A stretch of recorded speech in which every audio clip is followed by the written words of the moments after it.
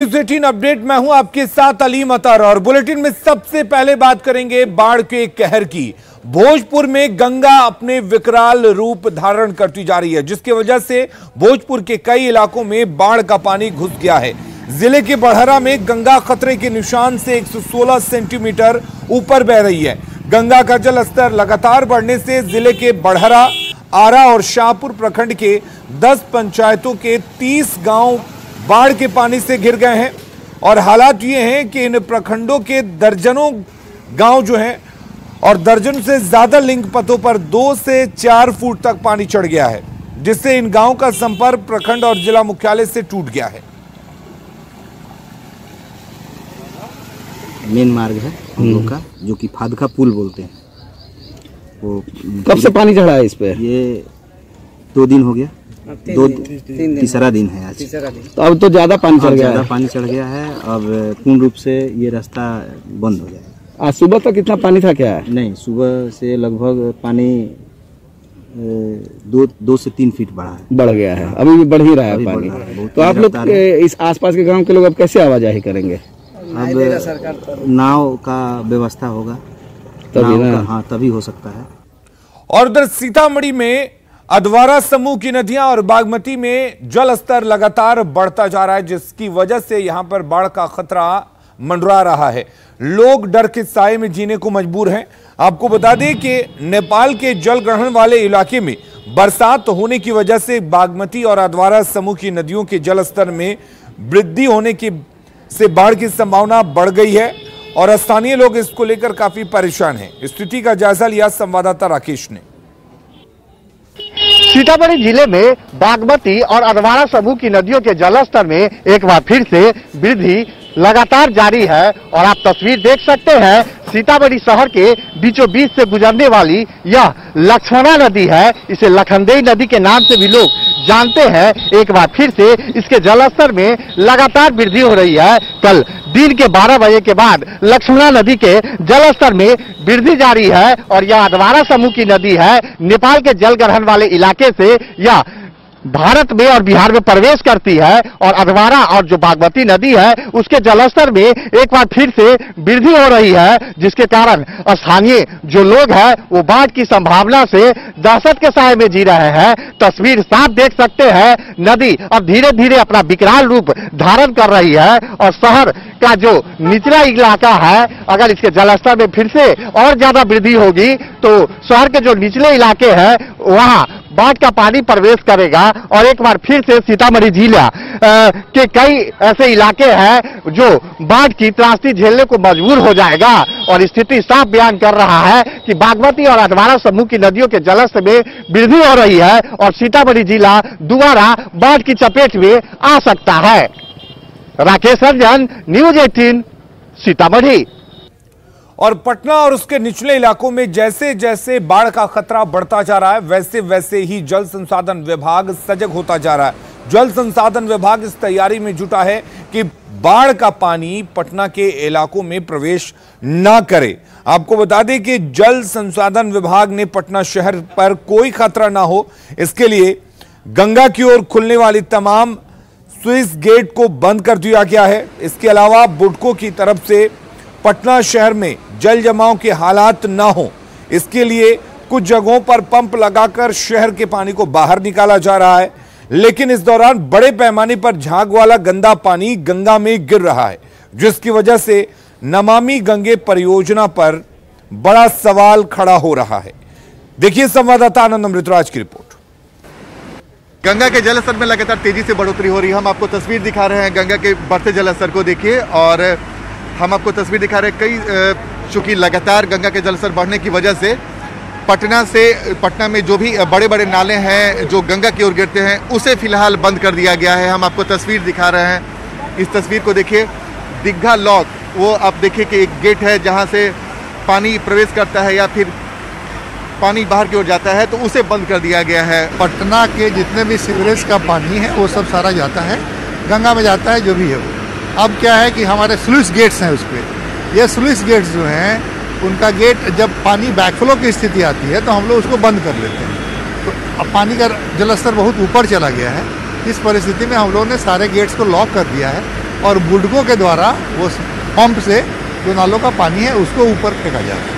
तो ये लोगों को दिक्कत नहीं हो उस एरिया में। अच्छा, मतलब शहर में कोई दिक्कत ना हो तो जो नाले हैं उसके पानी को बुडको वापस ला रहा है गंगा की तरह। हाँ, वो बुडको फिर ये तो एक्चुअली ये एस्केप कैनाल है, इससे जो पानी आता है इधर उसको ऊपर से अब बुडको से पंप के द्वारा निर्गत दिया जा रहा है। अच्छा सर, एक तस्वीर देखिए, नमामि गंगे योजना चल रही है जो गंगा के साफ सफाई की, लेकिन ये जो झाग है, इस झाग को देखकर आप क्या कहेंगे? तो झाग तो और गंदगी फैला रही है गंगा में। नहीं, इस दिशा में तो सरकार की कार्रवाई चल रही है। जो सीवरेज ट्रीटमेंट प्लांट वगैरह बैठाए जा रहे हैं, ये सब तो कार्रवाई चल रही है। अभी हम लोग का मेन कंसर्न है गंगा का बढ़ता जलस्तर, जिससे इस शहर की सुरक्षा। जितने भी स्लुइस गेट है जो गंगा की ओर किनारे में बने हुए हैं उन्हें बंद कर दिया गया है, लेकिन बुडको की तरफ से जो शहर में पहले से ऑलरेडी पानी है उस पानी को निकालने के लिए पानी छोड़ा जा रहा है। और इस वक्त उसकी वजह से लगातार जो आप गंदगी देख रहे हैं, जो गाज ऐसा देख रहे हैं, वो गंगा की ओर बढ़ता जा रहा है, जिससे गंगा में नमामि गंगे योजना के तहत जो प्रोग्राम चलाए जा रहे हैं उस पर असर पड़ सकता है। लेकिन फिलहाल अधिकारियों का कहना है कि फिलहाल परिस्थितियां ऐसी है कि हमारे पहली प्रायोरिटी पटना को बाढ़ से बचाना है। कैमरामैन दीपक के साथ आनंद अमृतराज, न्यूज 18 नेटवर्क, पटना। गंगा और पुनपुन नदी की वजह से पटना के कई इलाकों में बाढ़ का खतरा बढ़ता जा रहा है, लेकिन बाढ़ के खतरे को देखते हुए जिला प्रशासन भी पूरी तरह से अलर्ट मोड पर आ चुका है। जिले के डीएम खुद कई इलाकों का दौरा कर रहे हैं। आपको बता दें कि पटना के डीएम चंद्रशेखर सिंह लगातार वैसे इलाकों का दौरा कर हालात का जायजा ले रहे हैं। पटना डीएम से बात की संवाददाता आनंद अमृतराज ने। गंगा के बढ़ते जलस्तर की वजह से पटना शहर पे भी बाढ़ का खतरा है। इस वक्त हमारे साथ पटना के डीएम चंद्रशेखर सिंह मौजूद हैं। सर, क्या स्थिति है पटना की? गंगा का जलस्तर जिस तेजी से बढ़ रहा है, अभी स्थिति क्या है? गंगा का जलस्तर खतरे के निशान से लगभग 1 मीटर ऊपर है और जो शहरी सुरक्षा तटबंध है उसमें जो जितने स्लुइस गेट हैं उन सबको हम लोगों ने बंद कर दिया है और पानी को पंप आउट हम लोग कर रहे हैं। और गांधी घाट के पास हम लोग देख रहे हैं कि जलस्तर ज़्यादा है और जो दियारा क्षेत्र हम लोगों के हैं उसमें मनेर से लेकर मोकामा तक कुल 14 दियारा हम लोगों के हैं लगभग, छोटे बड़े मिला करके। उन सब पर हम लोग नज़र रख रहे हैं। उसमें खेतों में पानी चला गया है, पूरा रास्ते पर भी पानी चला गया है और कुछ निचले इलाके के जो घर थे उसमें भी पानी गया है और उस पर हम लोग लगातार नज़र रख रहे हैं। और हम लोगों का प्रयास ये है कि उन लोगों को किसी प्रकार की असुविधा नहीं हो। सबसे ज़्यादा मांग वहाँ नाव की थी, हम लोगों ने वार्ड वार नाव उपलब्ध कराया है, क्योंकि दियारा क्षेत्र में वार्ड के बीच में दूरी ज़्यादा रहती है, तो उसको देखते हुए हम लोगों ने वार्ड वार नाव उपलब्ध कराया है। और पीछे नकटा दियारा जो हम लोगों का दीघा के सामने है, इसका हमने स्वयं भी निरीक्षण किया है वार्ड वार घूम करके। तो अभी लेकिन वो लोग बाहर नहीं आना चाह रहे हैं। जो 2016 का जलस्तर था गंगा का, उससे अभी लगभग 70 सेंटीमीटर कम है। तो 2016 में उन लोगों का कहना था कि हम लोग घरों में पानी घुस गया था, तो वो लोग अभी प्रतीक्षा में हैं। और हम लोगों को अगर क्लियर ये अनुमान मिलता है कि नहीं 2016 का हाईएस्ट लेवल पहुंचेगा या क्रॉस करेगा, हम लोग उन लोगों को अनाउंस करके बाहर निकालना शुरू करेंगे। और अभी कुछ लोग बाहर आए हैं, उनके लिए हम लोगों ने इंतजाम किया है। और सर, पटना शहर पे भी खतरा है क्या? जो दिख रही है बक्सर में भी गंगा के जलस्तर तेजी से बढ़ता जा रहा है। हाँ, नहीं, अभी उस तरह का स्थिति नहीं है। और चूंकि पुनपुन का जलस्तर अभी कम है, क्योंकि उससे हम लोगों को ज़्यादा दिक्कत होती है, तो पटना शहर पर अभी कोई खतरा नहीं है। लेकिन 2016 का जलस्तर अगर क्रॉस करेगा तो ये एक चुनौतीपूर्ण स्थिति होगी, उसके लिए हम लोग तैयारी किए हुए हैं। और जितने भी स्लुइस गेट है सर वो बंद कर दिया गया है? हाँ, सभी प्रकार के जो स्लुइस गेट हैं उसको हम लोग बंद कर दिए हैं और पंप से पानी निकाला जा रहा है सभी जगह से। और दियारा क्षेत्र में हम लोग फसल क्षति मुख्य रूप से उसका आकलन कर रहे हैं। बड़े पैमाने पर सब्जी और जो खेती लगी थी उसका नुकसान हुआ है, उसको हम लोग देखे हैं, उस पर हम लोग नज़र रखे हुए हैं। तो ये हमारे साथ पटना के जिलाधिकारी जिन्होंने विस्तार से बताया कि पटना में जो बाढ़ का खतरा है वो फिलहाल वैसा नहीं है, लेकिन इस स्थिति पर नज़र लगातार रखी जा रही है। लेकिन फिलहाल कई जगहों पर गंगा खतरे की निशान से ऊपर बढ़ रही है, जिसकी वजह से अलर्ट मोड में पूरा जिला प्रशासन है। कैमरामैन दीपक के साथ आनंद अमृतराज, न्यूज 18 नेटवर्क, पटना। और अगर बात हम अररिया की करें तो अररिया में बाढ़ का पानी तो कम होने लगा है, यानी कि जल स्तर यहां के आसपास बहने वाली नदियों में कम हो रहा है, लेकिन खतरा अब भी बरकरार है। दरअसल बाढ़ का पानी कम होता है, लेकिन उसके बाद कटान और कटान को रोकने के लिए फ्लड फाइटिंग का काम जारी रहता है।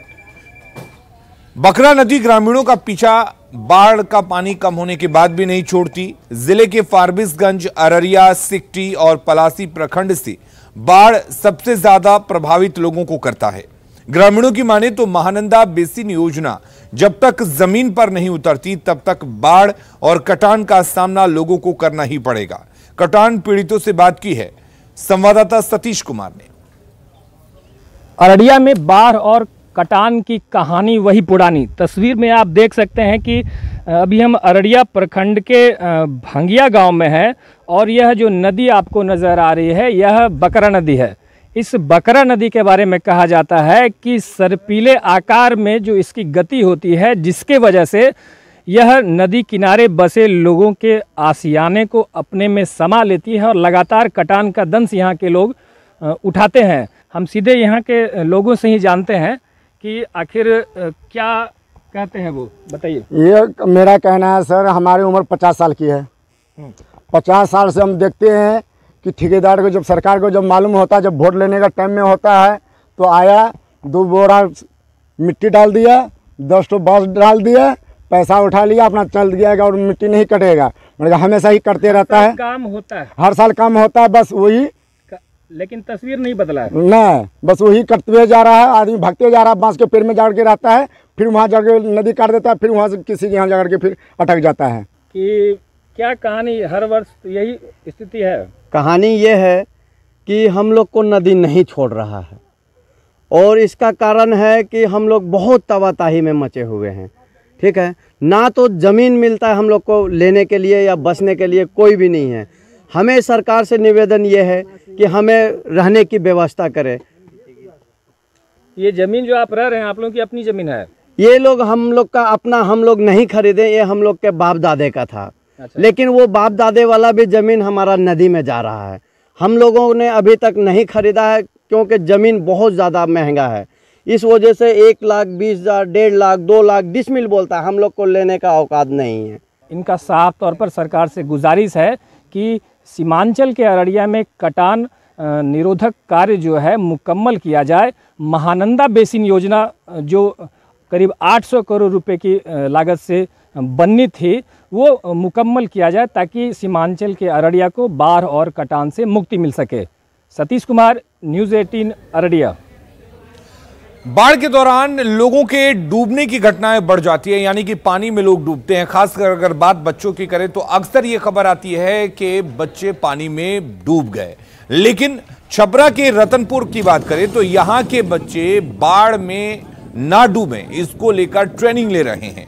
आपको बता दें कि बच्चे तैराकी का ट्रेनिंग ले रहे हैं और दूसरों को बचाने में सक्षम भी हैं। इन बच्चों को ट्रेनिंग देते हैं यहां के गोताखोर अशोक। बच्चों की प्रतिभा के बारे में बता रहे हमारे संवाददाता संतोष। बाढ़ग्रस्त इलाकों में सबसे बड़ी समस्या होती है बच्चे जो गहरे पानी में जाते हैं और डूब करके अपनी ज़िंदगी गंवा बैठते हैं। लेकिन हम जिस इलाके में खड़े हैं वो पूरा इलाका जो है आप देख सकते हैं कि बाढ़ से तबाह हो चुका है। पूरे इलाका जो है डूब चुका है। हम दिखाना चाहें कि ये पूरा जो एरिया है वो उसमें बाढ़ का पानी घुस चुका है। लेकिन यहाँ के बच्चे फिलहाल मस्ती कर रहे हैं। कल भी हमने दिखाया था, लेकिन ये सभी बच्चों के बारे में एक अलग सी कहानी सामने आ रही है कि सभी बच्चे अच्छे तैराक हैं, गोताखोरी भी करते हैं। क्योंकि इसी इलाके के एक गोताखोर हैं अशोक, जो कि लगातार प्रयास करते हैं कि कोई डूबे नहीं है, कोई डूबता है तो उसे बचाने की भी कोशिश करते हैं। तो कहीं ना कहीं एक अच्छा प्रयास इस इलाके में इन्होंने किया और यहाँ के छोटे बच्चों को इन्होंने तैराकी सिखाया है, जो काफ़ी काबिल तारीफ है। हमारे साथ अशोक है, अभी इनसे बात करते हैं। अशोक जी बताइए कि बच्चे बहुत अच्छे तैर रहे हैं, तो क्या कारण है बच्चे इतने अच्छे तैर रहे हैं? सबसे पहले तो हम लोग नदी किनारे रहते हैं और इसमें भी जीना है, मरना नहीं है। क्योंकि हम लोग सुनते आ रहे हैं, हर जगह सुनते हैं कि ये इस जगह पे इस गड्ढे में डूबने से मौत हो गई, छोटे बच्चे की मौत। तो हमारा जो इलाका है बाढ़ग्रस्त है और हर साल ये पानी आता है। तो हमारा प्लान भी है शुरू से ही, क्योंकि मैं एक सफल गोताखोर हूँ जो कि मैं ज़िंदगी बचाता हूँ, डूबतों को निकालता हूँ, तो ये बच्चे भी देखते हैं। और मैं चाहता हूँ कि मेरा जनरेशन जो है मेरे से आगे जाए, जान बचाने में आगे जाए, डूब रहा है उसको बचा ले और जो डूब गया उसको निकालने में सक्षम हो। तो हम छोटे से ही, एकदम छोटा जो समझ में आने लगता है, बाढ़ का पानी जैसे आ गया है ऐसे असमय नहीं, समय हम सिखाते हैं कि बाढ़ का पानी है, इसमें हम तैरना सिखाएंगे तो ज़्यादा कारगर होता है। कैसे ये सीखे तुम लोग तैराकी? अशोक भैया सिखाए हैं हमें। अशोक भैया कैसे तैरते थे ये बहुत अच्छे तैरते हैं। और क्या करते हैं ये? बच्चों को बचाते हैं डूबने से। बचाते हैं। तो इनके देख करके तुम लोगों को क्या प्रेरणा मिली? हमको भी प्रेरणा मिली सीखने की। पानी से डर नहीं लगता बाहर से? नहीं। क्या, क्यों नहीं डर नहीं लगता है? हम लोग ऐसे अशोक भैया सीखने तैरे थे तो हम लोग भी अच्छा है उसको लिए तैरने के सीख गए। बड़े आदमी को बच्चों को बचाऊंगा, बड़े आदमी को दिक्कत होगी ना। कैसे बचाने का क्या नियम है? कैसे बचाया जाता है? कैसे पकड़ के लाया जाता है किसी को? कंधे पे पकड़ के ऐसे लाद लिया जाता है, मार के आ जाता है, निकल जाएगा। तमाम जो बच्चे हैं आपको एक बार फिर दिखाना चाहेंगे, एक बार फिर से आप लोग एक बार देखिए तो थोड़ा सा जाइए तो एक बार तैर के दिखाइए सब हमारे जो लोग हैं। आप देख सकते हैं कि ये बच्चे जो है गहरे पानी में जा रहे हैं और आप देख सकते हैं कि छलांग लगा करके और काफ़ी अच्छा तैराकी ये करते हैं और निश्चित तौर पे ये काफ़ी लुभावना दृश्य है कि इतने छोटे छोटे बच्चे इस गहरे पानी में तैर रहे हैं। इन्हें डरने की कोई बात नहीं, चूँकि बगल में हमारे जो गोताखोर है वो भी खड़े हैं, इस बच्चों पर हमेशा निगरानी रखते हैं ताकि कोई दिक्कत ना हो इन्हें। और यही कारण है कि इस इलाके के बच्चे जो है बाढ़ में कभी मौत की खबर नहीं आती। इस इलाके के तमाम बच्चे जो है आपदा में कैसे लड़ाई लड़नी है इसकी ट्रेनिंग ले चुके हैं। और अन्य लोगों से भी न्यूज़ 18 अपील करता है कि बाढ़ग्रस्त इलाके के जो भी लोग हैं वो तैरना सीखे, आपात स्थिति में किस तरीके से बचाव अपना किया जाए वो भी सीखे, क्योंकि बाढ़ के समय एकमात्र यही सहारा होता है। जब आफत आती है तो तैर कर ही जान बचाई जा सकती है और तैरना सीखना कहीं ना कहीं ज़रूरी है, जैसा इन बच्चों ने सीख लिया है और भविष्य के ये अच्छे तैराक बनेंगे। संतोष गुप्ता, न्यूज़ 18 छपरा। और बात अगर मुंगेर की करें तो मुंगेर में भी बाढ़ का खतरा बढ़ता जा रहा है। मुंगेर के सोजी घाट के बगल में बने डॉल्फिन पार्क में गंगा का पानी घुस गया है, जिसकी वजह से एहतियातन पार्क को बंद कर दिया गया है। आपको बता दें कि पार्क में पानी की स्थिति का जायजा लिया है सहयोगी अरुण शर्मा ने। इस वक्त मैं मौजूद हूं जिले के सोजी घाट के बगल में बने वन विभाग के सौजन्य से बने डॉल्फिन पार्क में। ये पहले बता दूं कि ये जो पार्क है कोविड के समय में इसे बंद किया गया था, उसके बाद इसे खोलने की घोषणा की गई, लेकिन अब आलम है क्या कि बाढ़ का जो पानी है वो इस गार्डन में घुस गया है, जिसकी वजह से पुनः इस गार्डन को बंद किया गया है। आप देख सकते हैं कि गार्डन के आधे हिस्से में बाढ़ का जो पानी है वो बिल्कुल ही घुसा हुआ है। उसके बाद कब से यहाँ पानी आ गया? 2 अगस्त से पानी आया। उसके बाद क्या किया गया? उसके बाद बंद कर दिया गया। इसको कहाँ तक पानी आया है? पानी आ गया था नीचे वाला खटाल में आ गया था जी। अब कहाँ तक पानी है? अब तो दूसरा खटाल में भी आ गया है। तो अभी क्या लगता है गंगा बढ़ने लगा? अभी भी बढ़ रहा है। हाँ, अभी भी पानी बढ़ रहा है। अभी तो इसे खोलने की कोई थी नहीं होगी? कोई अभी उम्मीद नहीं है। आपने देखा कि जो गार्ड है उन्होंने कहा कि 2 अगस्त से इस गार्डन को पुनः बंद किया गया। साथ में यहाँ के नाइट गार्ड में जो यहाँ पे समय बते, क्या आप लोग यहाँ पे पहले घूमने आते थे, अब गार्डन कैसा? सुना एकदम बिल्कुल। सर हम गार्डन कैसा? गार्डन में अब लोग आते हैं अभी? जी हम लोग आते हैं, बहुत अच्छे हैं, घूमते फिरते हैं। हाँ। और बढ़िया है। जब से बाढ़ का पानी आया तब से बंद कर दिया गया है। अच्छा, किस लिए बंद किया गया? बाढ़ का पानी आ जाने से जैसे कोर में आया पानी उसी वक्त बंद कर दिया गया। उसी वक्त बंद कर दिया गया? जी सर। ठीक है। जो गार्ड है वहाँ यहाँ पे उन्होंने ये बताया कि गंगा में जब से पानी बढ़ा है, गंगा के तट पे बना हुआ है, जिस वजह से पानी जो है गार्डन में घुस गया, उसके बाद से ही इस गार्डन को बंद किया गया है ताकि कोई यहाँ पे कैजुअलिटी ना घटे। तो ऐसे में हम भी सबसे अपील करेंगे कि ऐसे समय में, बाढ़ के समय में इन गार्डनों में ना घूमने आए तो ज़्यादा अच्छा है। अरुण शर्मा, न्यूज़ 18 मुंगेर। खबरों में बढ़ते हैं आगे और बात करते हैं मुंगेर के तारापुर अनुमंडल की, जो देशभक्ति और स्वतंत्रता सेनानियों के लिए जाना जाता है। आप इसके चर्चा का अंदाजा इसी से लगा सकते हैं क्योंकि प्रधानमंत्री नरेंद्र मोदी ने मन की बात कार्यक्रम में इस इलाके का जिक्र किया था। यहां पर लोगों में किस तरह से देशभक्ति है उसको लेकर चर्चा की थी। अब अनुमंडल के 2 स्वतंत्रता सेनानियों को महामहिम राष्ट्रपति प्रतीक चिन्ह देकर सम्मानित करेंगे, जिससे तारापुर के लोग अपनी विरासत पर काफी गौरव महसूस कर रहे हैं। वहीं सम्मान पाकर स्वतंत्रता सेनानी की आंखें छलक आईं और उन्होंने कहा कि यह सम्मान मेरा नहीं बल्कि मेरे देश के लिए है।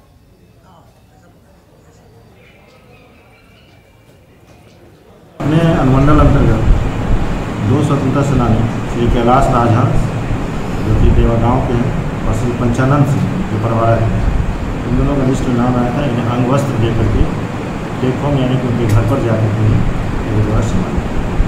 और हम तारापुर वासी बहुत प्रसन्न हैं कि हमारे पुरखों के स्वतंत्रता संग्राम में जो पुरखों ने योगदान दिया था उसको महामहिम राष्ट्रपति महोदय ने सम्मान दिया और सम्मानित किया, इसलिए पूरा तारापुर अपने आप को गौरवान्वित महसूस।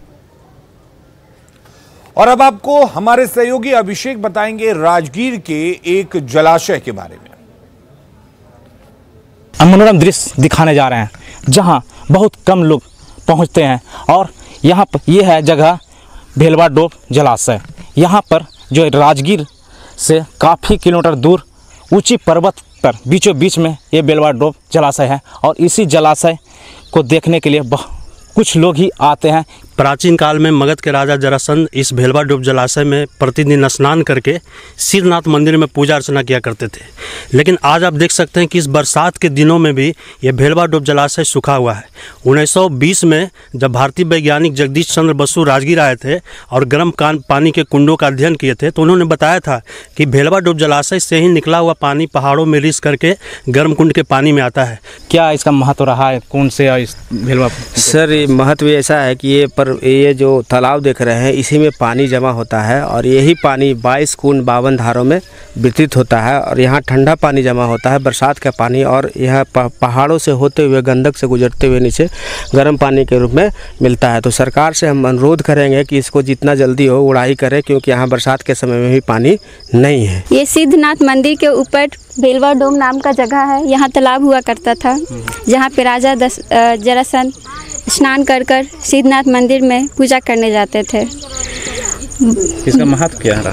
इसका महत्व यह है कि इसके स्रोत है जहाँ से पानी कुंड तक पहुँचता है। इसके बारे में मैं कहानियों में सुनती थी, बड़े बुजुर्ग लोग बताते थे कि यहाँ पे तालाब हुआ करता था, वही मैं देखने आई हूँ। लेकिन बहुत कम लोग पहुँचते हैं। हाँ, यहाँ बहुत कम लोग पहुँचते, उसका कारण है कि बहुत लोग जानते भी नहीं हैं। इन लोगों का साफ कहना है कि जो है जलाशय है ये काफ़ी ऊंची चोटी पर और काफ़ी मनोरम दृश्य यहाँ देखने लायक है और यहाँ बहुत कम लोग आते हैं। लेकिन यहाँ पर अगर सुलभ रास्ता, हालांकि सरकार के द्वारा सुलभ रास्ता बनाई जा रही है ताकि लोग यहाँ भी पहुँचें और इसे भी जानकारी हासिल कर सकें। नालंदा से न्यूज़ 18 के लिए अभिषेक कुमार। गोपालगंज में एक बीएमपी जवान की हत्या कर दी गई। दरअसल ये पूरा मामला थावे मंदिर परिसर का है और ये बीएमपी जवान वहीं पर ड्यूटी के लिए तैनात था जिसकी हत्या कर दी गई और हत्या के बाद शव को होमगार्ड मैदान के पीछे फेंक दिया गया। बदमाशों ने चाकू मारकर अर्जुन दयाल की हत्या कर दी। थावे दुर्गा मंदिर के पास की यह घटना है। दुर्गा मंदिर परिसर में उसकी तैनाती थी। सोने के दौरान ही बदमाशों ने अर्जुन को निशाना बनाया और चाकुओं से गोद कर उसकी हत्या कर दी।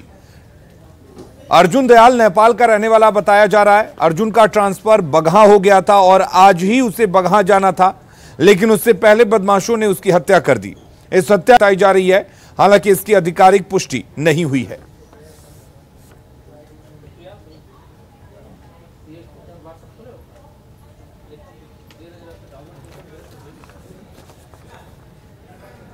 और रांची के बुढ़मू इलाके के लोग हाथियों के आतंक से परेशान हैं। आए दिन यहां पर हाथियों का आतंक देखा जाता है।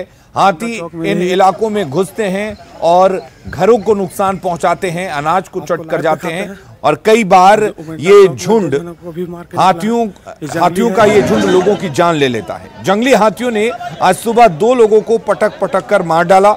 झुंड से बिछड़े हाथी ने पहले सोसई, कलटोली और उमेडंडा में 2 लोगों को कुचल दिया, जिसमें दोनों की मौत हो गई। मृतकों में एक का नाम शंभू नायक है जबकि दूसरे का नाम गोविंद कुमार है। मृतक गोविंद सोसई स्थित एक फार्म हाउस में दैनिक मजदूरी पर काम करता था। बताया जा रहा है कि दोनों किसी काम से कहीं जा रहे थे। रास्ते में अचानक एक हाथी आ गया और सूंड से पकड़ लिया और उसकी पैरों से कुचलकर जान ले ली।